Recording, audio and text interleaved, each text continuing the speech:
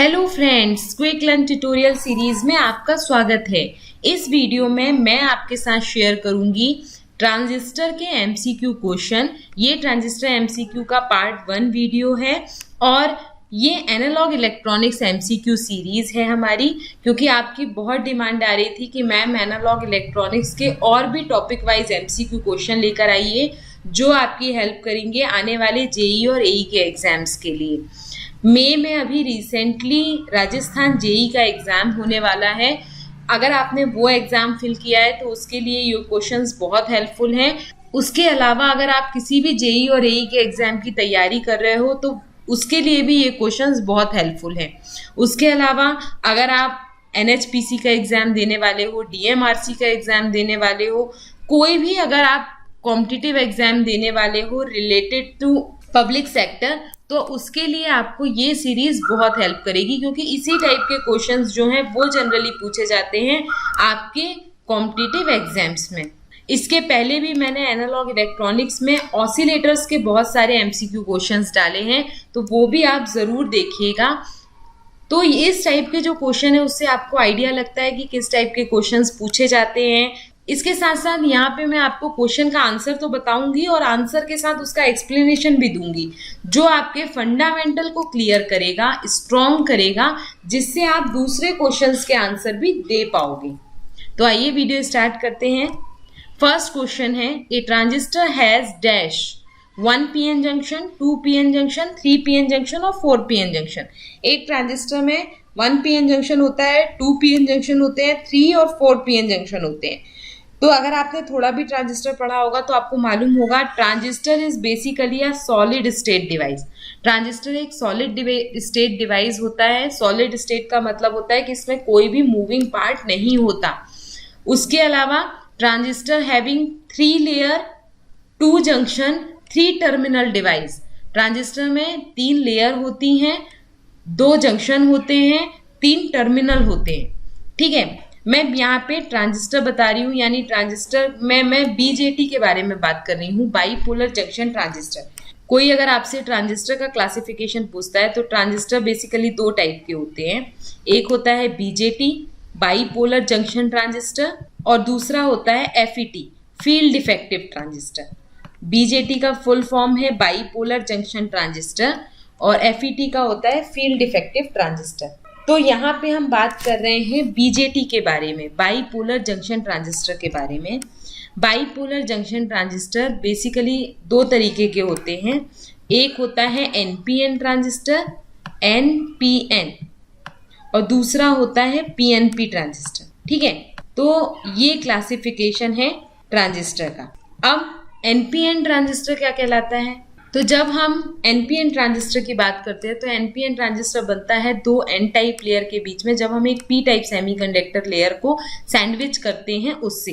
तो यहाँ पे ये एन टाइप सेमीकंडक्टर हमने लिए 2, और इनके बीच में जब हम एक पी टाइप सेमीकंडक्टर को सैंडविच करेंगे तो जो ट्रांजिस्टर बनता है उसको हम कहते हैं एनपीएन ट्रांजिस्टर। इसमें 2 जंक्शन यहाँ पे देखिए फॉर्म हो रहे हैं।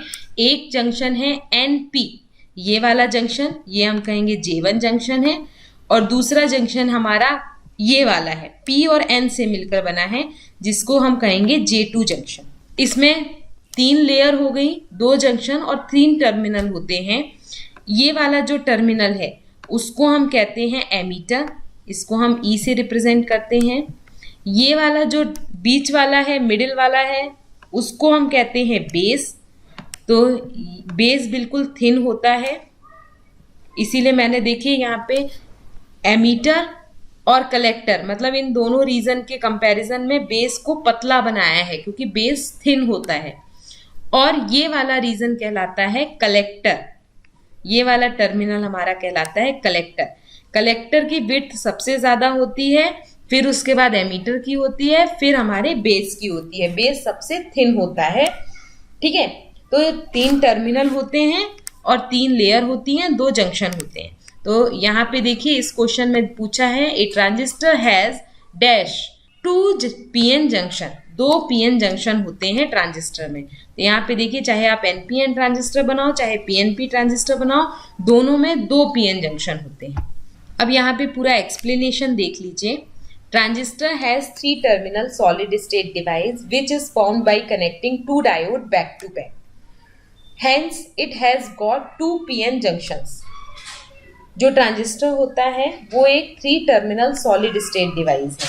मैंने आपको बताया इसको हम सॉलिड स्टेट क्यों कहते हैं, क्योंकि इसमें कोई भी मूविंग पार्ट नहीं होता, इसीलिए ये सॉलिड स्टेट सेमीकंडक्टर डिवाइस कहलाता है, क्योंकि सेमीकंडक्टर से ये बना होता है। इसमें 3 टर्मिनल होते हैं, जैसा कि अभी मैंने आपको बताया था, एमीटर, बेस और कलेक्टर। एमीटर और बेस के कंपैरिजन में सबसे ज़्यादा वाइड होता है हमारा कलेक्टर, सबसे थिन होता है हमारा बेस और उसके बाद हमारा एमीटर होता है। अब जैसा कि मैंने आपको बताया था कि जो बीजेटी है उसको 2 तरीके से क्लासिफाई किया है, एनपीएन ट्रांजिस्टर और पीएनपी ट्रांजिस्टर। तो एनपीएन ट्रांजिस्टर में जो हमारा सिंबल है उसमें आप देखोगे कि जो एरो है वो एमीटर के आउटवर्ड बना होता है। अगर एरो एमीटर वाले टर्मिनल में आउटवर्ड है तो ये एनपीएन ट्रांजिस्टर का सिंबल है। अगर एमीटर टर्मिनल से इनवर्ट डायरेक्शन में एरो है तो ये हमारा पीएनपी ट्रांजिस्टर है। दोनों ट्रांजिस्टर में बिल्कुल इजीली हम आइडेंटिफाई कर सकते हैं कि कौन सा ट्रांजिस्टर है, एनपीएन की पीएनपी, एमीटर के इस एरो को देख के, और ये एरो हमें बताता है the direction of current flow. Next question है the number of depletion layer in a transistor is. एक ट्रांजिस्टर में कितनी डिप्लीशन लेयर होती हैं? तो बेसिकली एक ट्रांजिस्टर में 2 डिप्लीशन लेयर होती हैं, क्योंकि ट्रांजिस्टर में 2 जंक्शन है तो 2 जंक्शन में 2 डिप्लीशन लेयर फॉर्म होंगी। यहाँ पे देखिए, a bipolar junction transistor shortly terms as BJT is a current control device consist of 2 PN junction. जो बीजेटी है, मैंने अभी आपको पूरा डायग्राम से बताया था कि जो बीजेटी है, चाहे पीएनपी की बात करो चाहे एनपीएन की बात करो, कोई भी ट्रांजिस्टर हो, उसमें हमारे पास 3 लेयर होती हैं। पीएन ट्रांजिस्टर की अगर हम बात करते हैं तो इसमें 3 लेयर हैं और 2 जंक्शन हैं। ये हो गया J1 जंक्शन और ये हो गया J2 जंक्शन। तो J1 जंक्शन और J2 जंक्शन में जब डिप्लीशन रीजन फॉर्म होती है तो कितनी डिप्लीशन रीजन फॉर्म होंगी? 2 डिप्लीशन रीजन फॉर्म होंगी, एक J1 जंक्शन के अक्रॉस, एक J2 जंक्शन के अक्रॉस। ठीक है, तो 2 इसका करेक्ट आंसर है। अगर आपके कंसेप्ट क्लियर है तो आप इस टाइप के क्वेश्चन का आंसर बहुत इजीली कर पाओगे। नेक्स्ट क्वेश्चन है the base of the transistor is dash doped. जो ट्रांजिस्टर का बेस होता है वो हैवली डोप्ड होता है, मॉडरेट होता है, लाइटली डोप्ड होता है और नन ऑफ द एबव। तो मैंने अभी आपको बताया था कि जो ट्रांजिस्टर का बेस होता है वो बहुत ही थिन होता है और लाइटली डोप्ड होता है। तो 3 इसका करेक्ट आंसर है, lightly doped. The base of the transistor is thin and lightly doped. हमेशा सबसे ज्यादा थिक होता है हमारा कलेक्टर, उसके बाद हमारा एमीटर की थिकनेस होती है और सबसे थिन होता है यानी पतला होता है हमारा बेस और लाइटली डोप्ड होता है। अब क्यों होता है, लाइटली डोप्ड क्यों बनाया है, उसका रीजन यहाँ पे दिया है। The base region in a transistor is doped lightly so that the number density of majority carrier is low, जिसमें वहां पे मेजॉरिटी कैरियर की जो डेंसिटी हो वो कम हो। When emitter is forward bias, जब भी हम एमीटर को फॉरवर्ड बायस करें, the majority carrier move from emitter to collector through base, क्योंकि जब भी हम फॉरवर्ड बायस करते हैं एमीटर को तो जो मेजॉरिटी कैरियर हैं वो एमीटर से कलेक्टर की ओर फ्लो होते हैं वाया बेस, इसीलिए हम बेस को लाइटली डोप्ड बनाते हैं। नेक्स्ट क्वेश्चन है the element that has the biggest size in a transistor is. Transistor में किस एलिमेंट की साइज सबसे ज्यादा होती है? तो सबसे पहले मैं आपको बता दूं कि जो सबसे ज्यादा डिस्कस किया जाता है ट्रांजिस्टर वो हमारा एनपीएन ट्रांजिस्टर होता है। जब हम बात करते हैं ट्रांजिस्टर की तो हम सबसे पहले एनपीएन ट्रांजिस्टर की फंक्शनैलिटी देखते हैं, तो सारी चीजें मैं आपको एनपीएन ट्रांजिस्टर लेकर बताऊंगी। ठीक है, अब जैसा कि अभी अपन देख चुके हैं कि जो एनपीएन ट्रांजिस्टर होता है उसमें 3 लेयर हैं। एक है आपकी एमीटर, दूसरी है बेस और तीसरी है कलेक्टर। तो ये जो एमीटर होता है ये बेस है और ये है कलेक्टर। तो कलेक्टर की थिकनेस सबसे ज़्यादा होती है यानी साइज सबसे ज़्यादा होती है, फिर होती है हमारे एमीटर की और लास्ट में सबसे थिन होता है हमारा बेस। तो यहाँ पे क्वेश्चन में पूछा गया है the element that has the biggest size in the transistor. Transistor में सबसे ज्यादा बिगेस्ट साइज किसकी होती है? तो कलेक्टर की साइज सबसे ज्यादा बिग होती है। अब यहाँ एक्सप्लेनेशन देखिए, the collector is the largest region of BJT transistor. BJT transistor का कलेक्टर सबसे लार्जेस्ट रीजन होता है, चाहे एनपीएन की बात करिए चाहे पीएनपी की बात करिए। और उसका रीजन ये है, जैसे ही हम एमीटर जंक्शन को फॉरवर्ड बायस करते हैं, सारे मेजॉरिटी कैरियर एमीटर से कहाँ मूव करते हैं? बेस से होते हुए कलेक्टर में मूव करते हैं। और कलेक्टर में ऑलरेडी मेजॉरिटी कैरियर बहुत सारे हैं, तो कलेक्टर में बहुत सारे मेजॉरिटी कैरियर हो जाते हैं। मतलब कलेक्टर की कैपेबिलिटी होनी चाहिए इतने सारे मेजॉरिटी कैरियर को होल्ड करने के लिए, इसीलिए कलेक्टर को हमेशा लार्ज साइज का बनाया जाता है। Which of an NPN transistor are electron and for PNP transistor hole. NPN transistor के लिए मेजॉरिटी कैरियर इलेक्ट्रॉन होते हैं और पीएनपी ट्रांजिस्टर के लिए जो मेजॉरिटी कैरियर हैं वो होल होते हैं। तो अगर हम एनपीएन की बात करें तो ये एक एन रीजन हो गया, ये भी एक एन रीजन और ये पी रीजन है। तो जब भी हम एमीटर को फॉरवर्ड बायस करेंगे तो जितने भी इलेक्ट्रॉन हैं वो यहाँ से मूव करेंगे बेस से होते हुए कलेक्टर में, और कलेक्टर में ऑलरेडी बहुत सारे इलेक्ट्रॉन हैं, तो इतने सारे इलेक्ट्रॉन को मैनेज करने के लिए ज्यादा स्पेस की जरूरत होती है, इसीलिए कलेक्टर सबसे लार्ज बनाया जाता है। ठीक है, नेक्स्ट क्वेश्चन है, in a PNP transistor the current carriers are.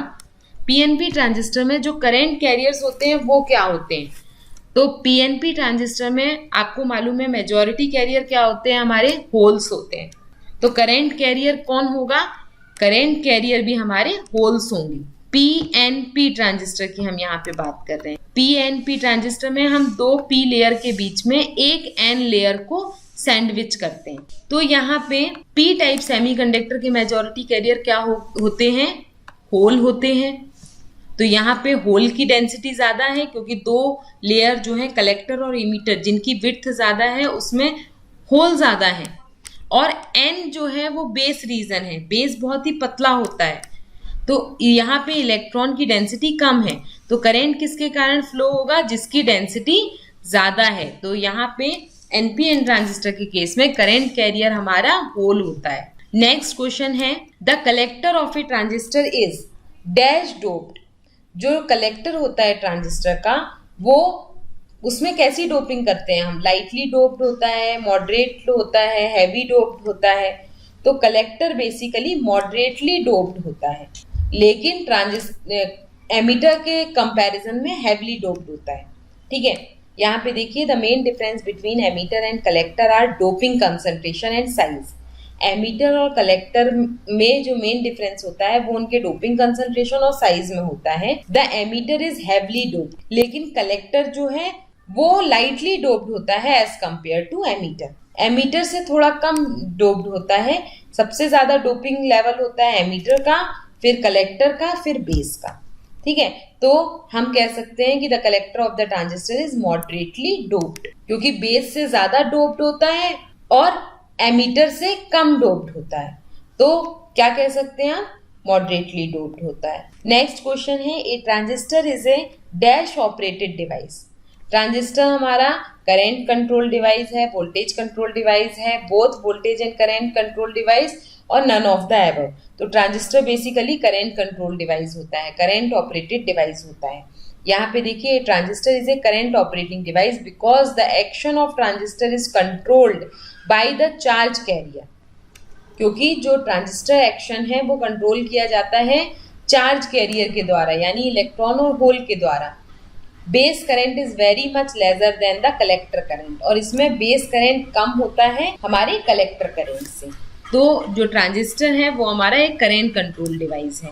Next question है, in a NPN transistor dash are the minority carrier. NPN transistor में माइनॉरिटी कैरियर क्या होते हैं? तो क्योंकि हम यहाँ पे एनपीएन ट्रांजिस्टर की बात कर रहे हैं, ठीक है, एनपीएन में यहाँ पे कौन कौन सी लेयर होंगी? दो एन लेयर के बीच में हम एक पी लेयर को सैंडविच करेंगे। तो एन में नंबर ऑफ इलेक्ट्रॉन ज्यादा होते हैं, यहाँ पे भी इलेक्ट्रॉन ज्यादा हैं, और यहाँ पे माइनॉरिटी कैरियर है होल।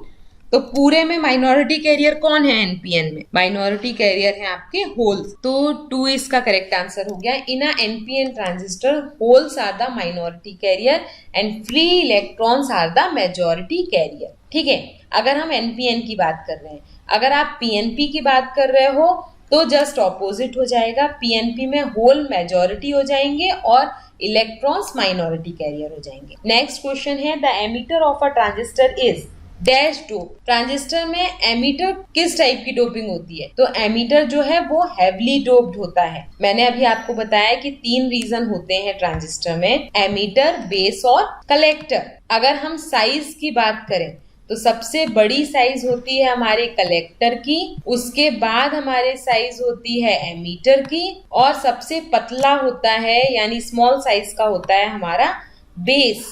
लेकिन अगर हम डोपिंग की बात करते हैं तो डोपिंग में सबसे हैवली डोप्ड होता है एमीटर, उसके बाद मॉडरेटली डोप्ड होता है कलेक्टर और सबसे लाइटली डोप्ड होता है हमारा बेस। ठीक है, सबसे हैवी डोप्ड किया जाता है एमीटर को, फिर उसके बाद कलेक्टर की डोपिंग होती है, फिर बेस की डोपिंग होती है। तो क्योंकि यहाँ पे एमीटर के बारे में पूछा है, एमीटर ट्रांजिस्टर में हैवली डोप्ड होता है। अब क्यों ऐसा होता है वो रीजन यहाँ पे दिया है। Emitter is heavily doped, it's job is to emit और inject electron into the base.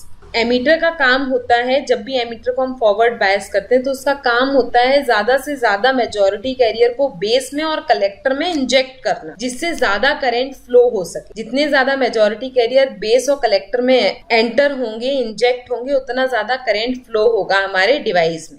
इसीलिए इसकी डोपिंग लेवल हम हाई करके रखते हैं। नेक्स्ट है in a transistor the base current is about dash of the emitter current. Transistor में base current emitter current के कितने परसेंट होता है? तो ट्रांजिस्टर में बेस करंट बहुत ही कम होता है, बहुत ही नॉमिनल होता है, अबाउट 1 to 5% होता है एमीटर और कलेक्टर करंट। यहाँ पे देखिए the base current is typically 1% to 5% of the emitter और collector current for small signal transistor. Small signal transistor के लिए जो बेस करंट होता है वो बहुत ही स्मॉल होता है हमारे कलेक्टर और एमीटर करंट से, और उसकी रेंज होती है 1 to 5%। नेक्स्ट क्वेश्चन है at the base emitter junction of transistor one finds dash. Base emitter junction में ट्रांजिस्टर के हम क्या फाइंड करते हैं? हम फाइंड करते हैं लो रेजिस्टेंस, क्योंकि जितना कम लो रेजिस्टेंस होगा हमारे बेस एमीटर जंक्शन में उतना ज्यादा करंट फ्लो होगा डिवाइस में, उतना कम फॉरवर्ड बायस वोल्टेज हमें अप्लाई करना पड़ेगा। The base emitter junction is forward bias and the base collector junction is reverse bias। हमारा base emitter junction forward bias होना चाहिए, उसमें लो रेजिस्टेंस होना चाहिए, और base collector junction reverse bias होना चाहिए। Most bipolar transistor are design to afford the greatest common emitter current gain BF in forward active mode. Next question है the input impedance of the transistor is. Transistor का input impedance कितना होता है? तो किसी भी ट्रांजिस्टर का input impedance बहुत ही कम होता है, low. The input impedance of the amplifier, क्योंकि हमें मालूम है जो ट्रांजिस्टर होते हैं वो वर्क करते हैं एज अ एम्पलीफायर और एज अ स्विच। तो जो इनपुट इम्पीडेंस होता है एम्पलीफायर का कैन बी 10 ऑफ ओम से लेकर 10 ऑफ ओम से लेकर 1000 ऑफ ओम तक होता है। ठीक है, जबकि जो FET है उसका जो इनपुट इम्पीडेंस होता है वो हाई होता है।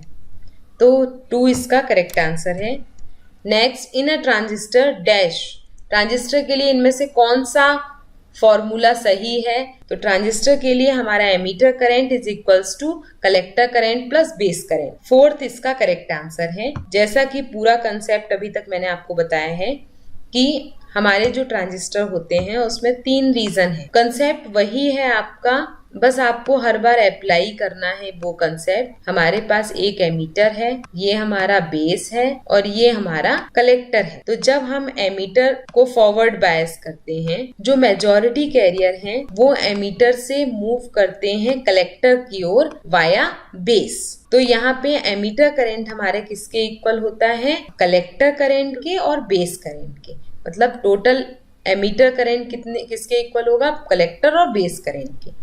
अब यहाँ पे देखिए emitter current equals to collector current plus base current in a common base transistor circuit IC is the output current and IE is the input current. जो हमारी कॉमन बेस ट्रांजिस्टर होता है, कॉन्फ़िगरेशन होता है, उसमें IC हमारा output current होता है और IE हमारा इनपुट करेंट। नेक्स्ट क्वेश्चन है the value of alpha of A transistor is. Alpha की वैल्यू ट्रांजिस्टर में कितनी होती है? तो अल्फा की वैल्यू ट्रांजिस्टर में लेस देन 1 होनी चाहिए। The value of alpha for transistor is 0.9, मतलब 1 से कम होनी चाहिए अल्फा की वैल्यू। नेक्स्ट है the output impedance of the transistor is. Transistor का आउटपुट इम्पीडेंस कितना होता है? तो आउटपुट इम्पीडेंस ट्रांजिस्टर का बहुत ही हाई होता है। द आउटपुट इम्पीडेंस और source impedance will be higher for the common base arrangement. अगर हम कॉमन बेस अरेंजमेंट की बात करते हैं तो जो आउटपुट इम्पीडेंस होता है ट्रांजिस्टर का वो बहुत ही हाई होता है। In case of non linear device such as transistor. Transistor हमारे किस टाइप के डिवाइस होते हैं? नॉन लीनियर डिवाइस होते हैं, क्योंकि ये एम्पलीफायर की तरह वर्क करते हैं। अगर कोई डिवाइस एम्पलीफायर की तरह वर्क कर रहा है तो वो एक नॉन लीनियर डिवाइस हुआ, ठीक है। उसका हमें इनपुट और आउटपुट का ग्राफ ऐसा नहीं मिलेगा। लीनियर क्या हो गया? लीनियर मतलब ये अगर आपका इनपुट है और ये आपका आउटपुट है, तो जितना इनपुट दे रहे हो उतना ही आउटपुट मिलेगा, तो ये लीनियर हो गया। लेकिन अगर कोई डिवाइस एम्पलीफायर की तरह वर्क कर रहा है तो हम थोड़ा सा इनपुट देंगे और हमें आउटपुट बहुत हाई मिलेगा थोड़े से इनपुट में, तो वो लीनियर नहीं होगा ना। तो ट्रांजिस्टर हमारे किस टाइप की डिवाइस है? नॉन लीनियर डिवाइस है। तो in case of non linear device just such as transistor the term output impedance usually refer to the effect upon a small amplitude signal. तो आउटपुट इम्पीडेंस ट्रांजिस्टर का बहुत ही high होगा। Next question है IC equals to alpha IE plus, ये जो formula है collector current का उसको हमें कंप्लीट करना है। Collector current equal to alpha IE क्या है? हमारा एमीटर करंट है, प्लस यहाँ क्या आना चाहिए? ICBO leakage current, collector base leakage current. तो 3 इसका करेक्ट आंसर है। यहाँ पे देखिए, one leakage current in transistor is called ICBO. The symbol I stands for current. I current बता रहा है, CB हमें बेस और कलेक्टर बता रहा है और O हमें बता रहा है कि एमीटर इज ओपन। जब एमीटर ओपन होता है उस टाइम पे हमें लीकेज करंट मिलता है, ठीक है। तो ICBO is the current that flow across collector base junction under reverse bias condition when emitter lead is open. जब एमीटर लीड ओपन होती है उस टाइम पे जो लीकेज करंट मिलता है हमें वो कहलाता है ICBO। तो उस टाइम पे कलेक्टर करंट कितना होगा? Alpha IE plus ICBO। Next question है in a transistor IC equals to 100 milli ampere, IE equal to 100.2 milli ampere. The value of beta is. Transistor में IC की वैल्यू, कलेक्टर करंट की value हमें दी है 100 milli ampere, emitter current की value हमें दी है 100.2 मिली एम्पियर। हमें बीटा फाइंड आउट करना है, ठीक है। तो हम कैसे फाइंड करेंगे? यहाँ पे देखिए, हमें मालूम है कि collector current and base current का रिलेशनशिप क्या होता है? IC equal to beta IB होता है। तो IB हम फाइंड कर सकते हैं इसमें से, IB equal to IC by beta.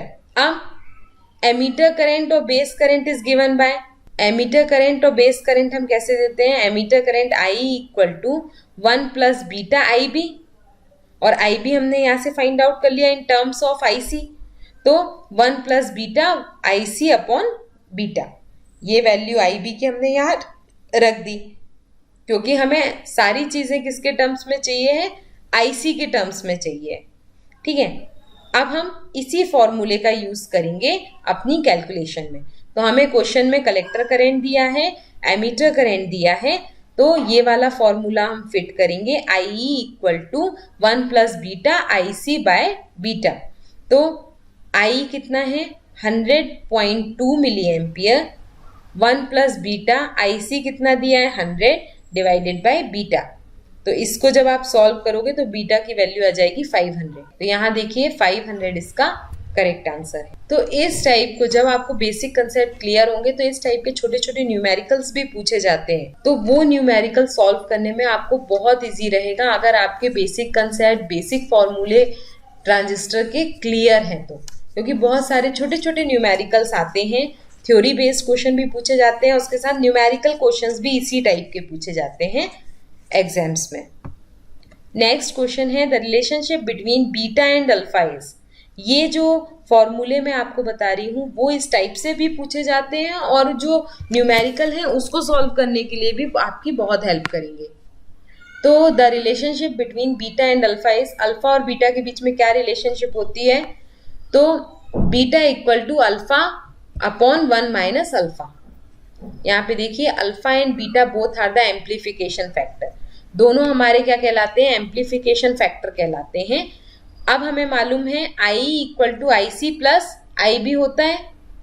अभी मैंने आपको बताया था कि एमीटर करंट, कलेक्टर करंट और बेस करंट के बराबर होता है। अगर हम IC से डिवाइड कर दें पूरे इक्वेशन में तो I upon I C equal to 1 plus I B upon I C हो जाएगा। हमें मालूम है कि अल्फा की वैल्यू होती है, अल्फा इक्वल्स टू होता है IC अपॉन आई होता है अल्फा। यहाँ पे देखिए हमने यहाँ पे अल्फा रख दिया तो ये 1 अपॉन अल्फा हो गया अपॉन 1 प्लस, और बीटा क्या होता है, बीटा एम्प्लीफिकेशन फैक्टर होता है IC अपॉन आई होता है अल्फा और IC अपॉन आई बी होता है बीटा। तो इसको हम 1 अपॉन बीटा लिख सकते हैं इस वाले टर्म को। अब इसमें से हम सॉल्व कर लेंगे, alpha equal to beta upon 1 plus beta, अगर हमें ये वाला रिलेशन चाहिए है तो। अब यहाँ पे क्या पूछा है, ऑप्शंस में हमको ये बीटा के टर्म्स में दिया है, ये देखो बीटा इक्वल टू हमको दिया है, तो बीटा के टर्म्स में अगर हम निकालेंगे तो बीटा इज इक्वल्स टू, ये दोनों फॉर्मूले आपको पता होने चाहिए इन टर्म्स ऑफ बीटा और in terms of alpha. Next question है the value of beta for a transistor is generally, beta की वैल्यू यानी एम्प्लीफिकेशन फैक्टर जो बीटा है उसकी वैल्यू जनरली ट्रांजिस्टर में कितनी होनी चाहिए, तो वो होनी चाहिए बिटवीन 20 to 200। अब देखिए अभी मैंने आपको बताया थे अल्फा के टर्म्स में कैलकुलेशन और बीटा के टर्म्स में कैलकुलेशन। अल्फा हमारा होता है IC अपॉन आई, यानी कलेक्टर करंट और बेस करंट का जो रेशियो होता है वो अल्फा कहलाता है, और बीटा कहलाता है कलेक्टर करंट और बेस करंट का रेशियो। तो इससे हम लिख सकते हैं IC इक्वल्स टू अल्फा आई लिख सकते हो आप, और इससे आप लिख सकते हो beta I B, IC equal to beta I B, और इन दोनों फॉर्मूले से हम अल्फा और बीटा की वैल्यू अल्फा और बीटा के टर्म्स में फाइंड आउट कर सकते हैं, alpha in terms of beta और beta in terms of alpha. तो यहाँ पे दिया है beta has a value between 20 to 200 for most general purpose transistor. General purpose transistor के लिए हमारी जो अल्फा जो बीटा की वैल्यू होती है वो जनरली 20 से 200 के बीच में होती है, और ट्रांजिस्टर के लिए मोस्टली केस में ट्रांजिस्टर के लिए बीटा की वैल्यू 100 होती है। नेक्स्ट क्वेश्चन है the input impedance of a transistor connected in dash arrangement is high. Transistor के किस अरेंजमेंट के लिए इनपुट इम्पीडेंस सबसे हाईएस्ट होता है, तो कॉमन कलेक्टर के केस में इनपुट इम्पीडेंस सबसे हाई होता है। तो यहाँ पे देखिए कॉमन बेस और कॉमन कलेक्टर के कुछ कैरेक्टरिस्टिक दी हैं। आउटपुट इम्पीडेंस कॉमन बेस में हाई होता है, कॉमन कलेक्टर में लो होता है। इनपुट इम्पीडेंस कॉमन कलेक्टर में हाई होता है, कॉमन बेस में लो होता है। वोल्टेज गेन कॉमन बेस के केस में हाई होता है, कॉमन कलेक्टर के केस में लो होता है। करेंट गेन कॉमन बेस के केस में लो होता है, कॉमन कलेक्टर के केस में हाई होता है, और फेज शिफ्ट दोनों में 0 होता है। तो ये सारे पैरामीटर्स आपको पता होने चाहिए, इन्हीं से क्वेश्चंस अराइज होते हैं, घुमा घुमा के क्वेश्चंस पूछे जाते हैं, बेसिक कंसेप्ट वही है आपका। तो ये वाली जो सीरीज है वो आपकी बहुत हेल्प करेगी।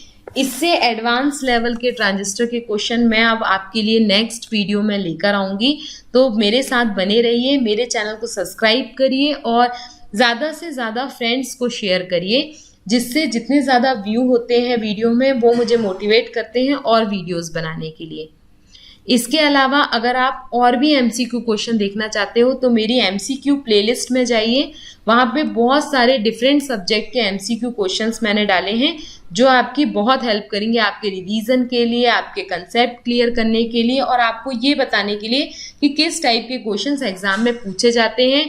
PLC, SCADA, इन पे बहुत सारे मैंने थ्योरी लेक्चर्स भी डाले हैं, तो वो भी आप ज़रूर पढ़िएगा।